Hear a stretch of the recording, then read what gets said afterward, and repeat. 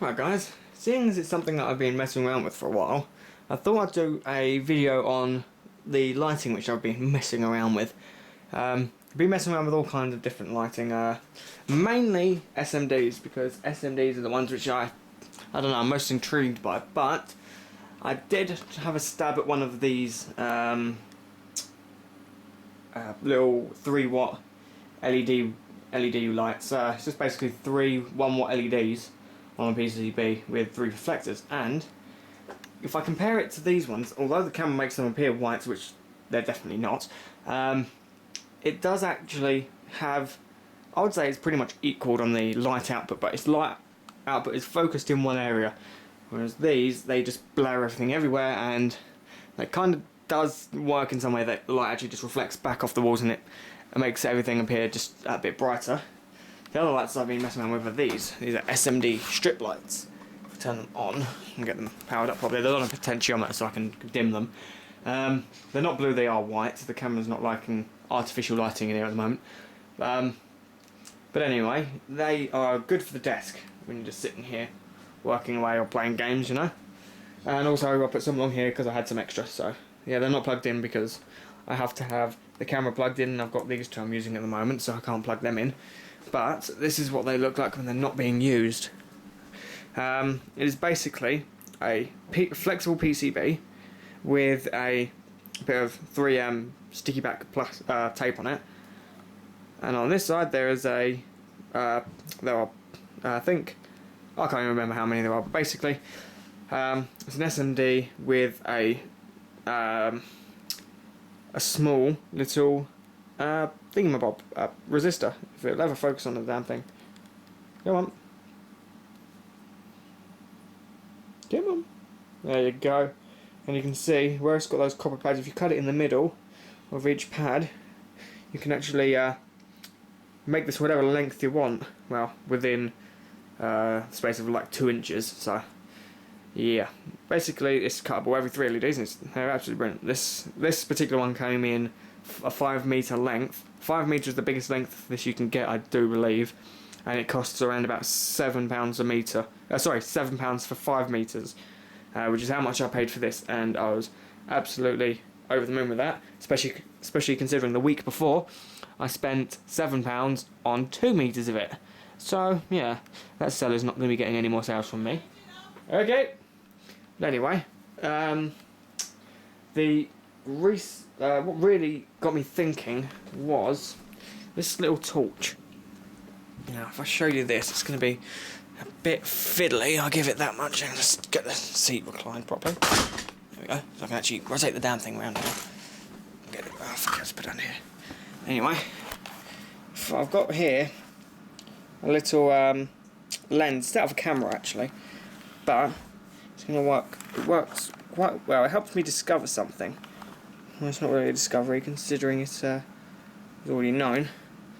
Basically, if I turn this on, it's a very bright little torch. This, and I absolutely love it. It's a snap-on one from Costco. If I hold the lens in front of the lens in front of the torch and move it away, you can see it comes up with a square. Now you can't see it, but I can. There's actually a grid, 4 by 4 little dots. Now, when looking this up, it actually turns out that is a grid of 4 by 4, which makes 16 smaller LEDs in one chip, which is actually making that quite a high-powered little LED. Basically, in this torch, there are basically 16 LEDs in the end of that, which make it phenomenally bright. A brilliant little torch. I use this when working on cars. Well, basically working on anything. It's a fantastic little thing. So, I did a little bit of research. I wonder how big they can get.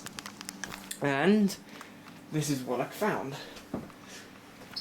That is a 50-watt SMD LED. It actually produces so much heat it has to be put on a heatsink. So that's what this is. This is a I think it's an AMD heatsink off of an ancient motherboard which is lurking under the bed. It's still got the fan on the top, so I hung it with some cable ties to the ceiling fan.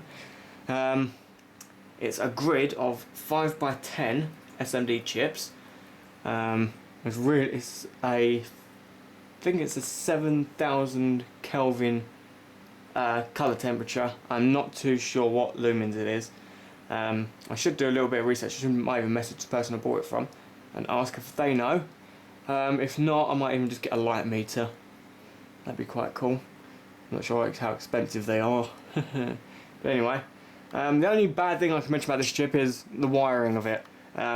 Several other people have mentioned this. There's positive there and negative here, which doesn't help when the terminals are here and here. But the lucky thing about it is it's a diode. It's of course LED, light emitting diode. So it doesn't hurt if you put the wires around the wrong way. If you put the wires around on the wrong way, it just don't work. It draws 50 watts at 36 volts maximum. That's, according to the calculations, that's about 1.6 amps. These draw about 1.2.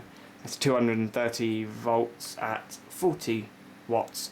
So this is actually at the moment using more power than what this is.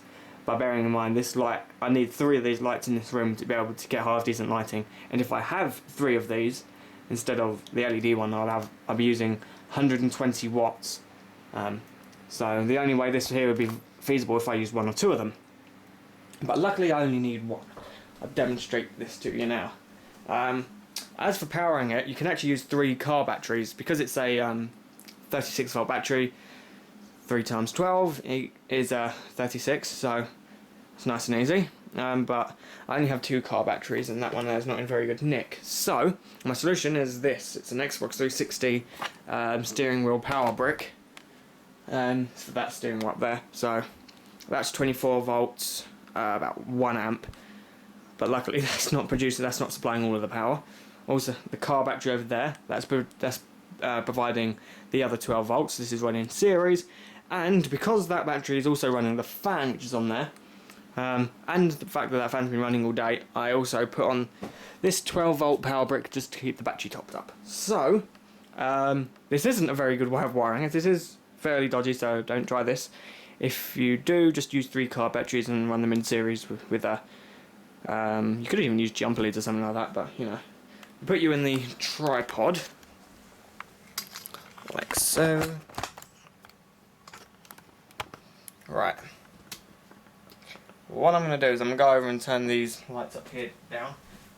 I would turn them off, but the switch is a pain in the ass to get to, so I'm just going to turn it off. I'll turn this off as well on here. So that's the those lights off. We'll turn the main light off and let it focus. And now, find the power cable and we'll plug the SMD in.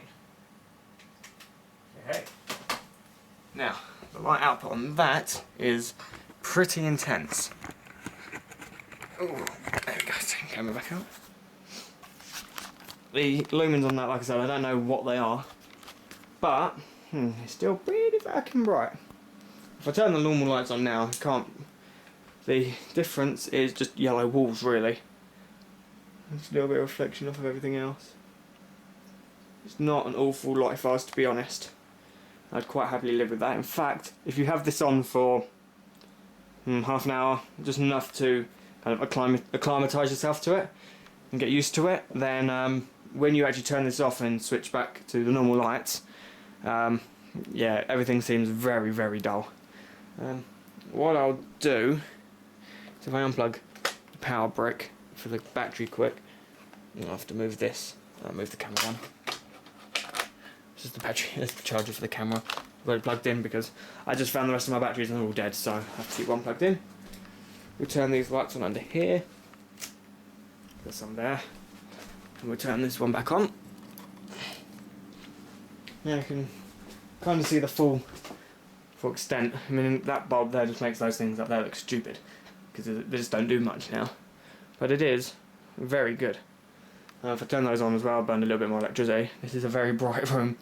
In fact, this here will be very good for filming in high speed because I recently found the function on my camera that records in high speed. So, yeah, my plan is to either use that up there with a reflector dome, or because you can get it's just a dome, it's flat on one surface with like a bubble on the bottom, and you put it on the lens and heat press, so it just spreads the light out further.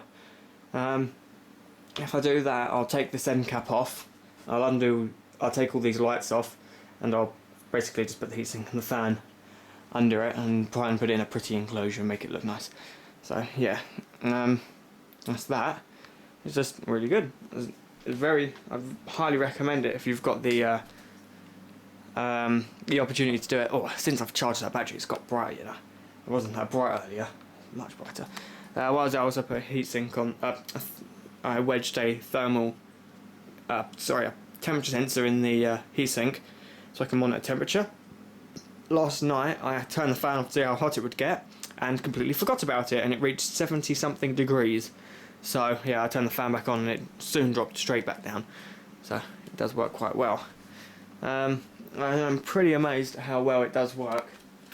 Turn it back off, there's no need for it, it is there.